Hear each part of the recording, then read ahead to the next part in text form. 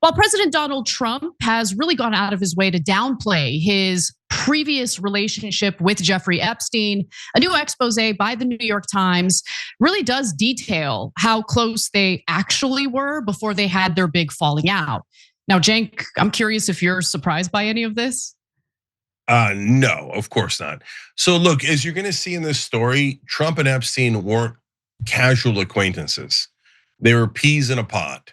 Now, that doesn't mean Trump did anything illegal, as you're gonna see in the story. But one more thing we want you to focus on after we give you all the facts of how close Trump and Epstein were is who the New York Times didn't cover in this Epstein scandal.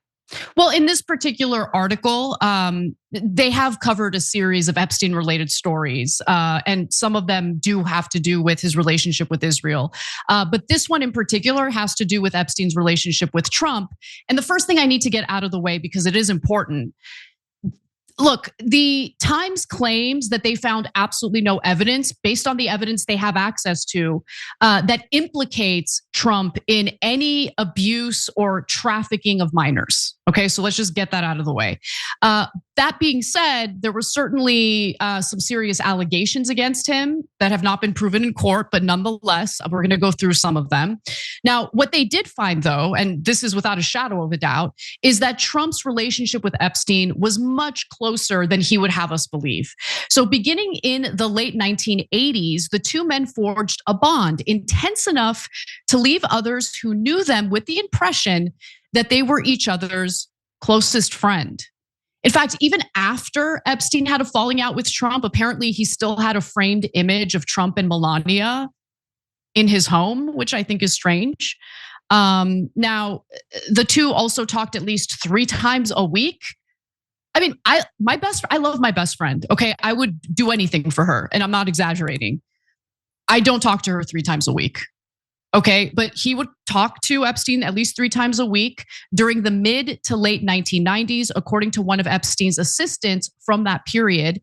And Trump denied knowing about Epstein's abuse of underage girls. However, a tranche of emails released in November indicated that Epstein suggested otherwise. So in a 2019 message to the journalist Michael Wolff, Epstein wrote of Trump, of course he knew about the girls as he asked Ghislaine to stop.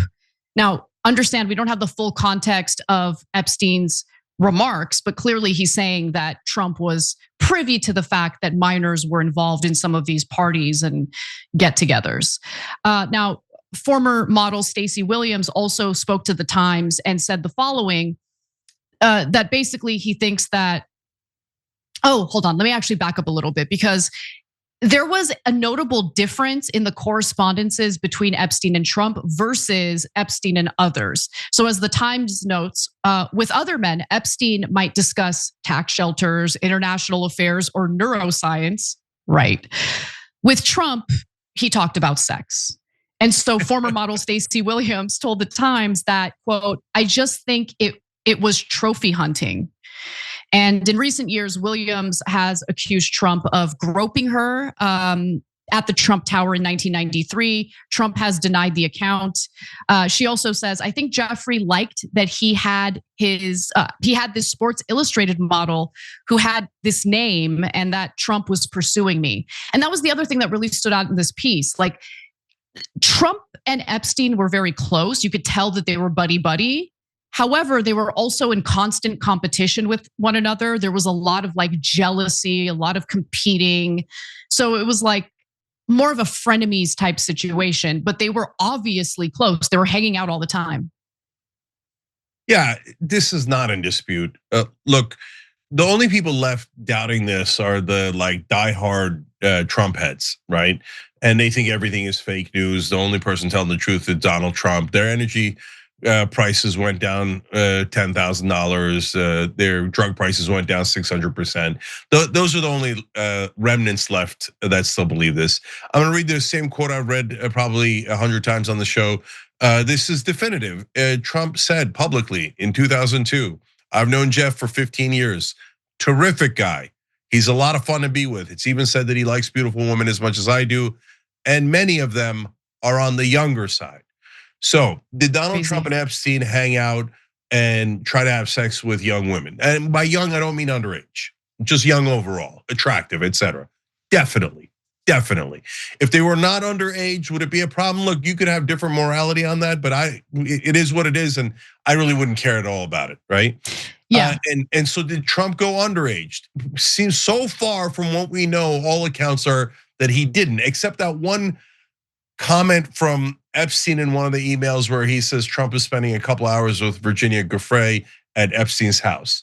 So I don't know. I don't know if she was underage or overage at that time, et cetera, et cetera. But in terms of, did Trump know that Epstein was with young girls doing inappropriate things? Come on, of course he knew. Of course he knew. I would bet money on that. Now, obviously, we don't know without a shadow of a doubt, but that email that Epstein wrote to Wolf, I think is a really important piece of evidence. Plus, if they're talking and hanging out constantly throughout the week, how do you not know that he's trafficking underage girls and abusing them, by the way? And I want to go to graphic 9 because there's one other very specific allegation that we should know about. So Epstein was a frequent guest at Mar-a-Lago parties. Now, a woman who said Epstein trafficked her in the late 1990s and early 2000s recalled attending at least a half dozen of the parties, beginning when she was just 17 years old and modeling during the winter fashion season in Florida. Now, Epstein showed up at several of them and always seemed to know about Mar-a-Lago related parties and events. And the parties were open bar, according to this woman's allegations. No one checked IDs, and that Trump was all over them. And then one of the women who has never before spoken publicly about the experience told the Times that Epstein had coerced her into attending 4 parties at his home. Trump attended all 4. The women said at 2 of them, she said Epstein directed her to have sex with other male guests. So there's, very specific allegations being made. Then you have these email correspondences. And while, again, there's no smoking gun, there's no hard proof or evidence that Trump engaged in any illegal actions with minors, there's still a lot here that shows he knew more than he's leading us to believe. And he was certainly way closer to Epstein than he wants us to know about. So I've got more details, including the fact that Epstein would clown on Trump's lack of business expertise. Apparently, Trump called him once because he was broke and he needed to borrow Epstein's plane. At least that's what Epstein told his assistant, and his assistant relayed that information to the Times. Yeah, I mean, look, it's not surprising that they weren't discussing neuroscience, that the only things they were discussing were their sex lives, because that's all Trump thinks about pretty much, and Trump was constantly broke, right? Remember, he went bankrupt 6 times, whereas Epstein was flush with cash because he had that sweet Wexner money, and he had tons and tons of money being funneled to him, through him, and yes, by very, very pro-Israeli forces. So, and by the way, guys, think about it. So people need money, people want women, and who do they go to? They go to Epstein. Larry Summers does, Donald Trump does, so many others do.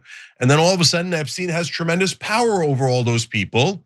And what does he use them for? As we saw in the emails, he uses it mainly to help Israel. So that's amazing. But I gotta say, on a lighter note here, I'm amused at how naive I was. I was gonna say when I was younger, but really, I'm pretty old.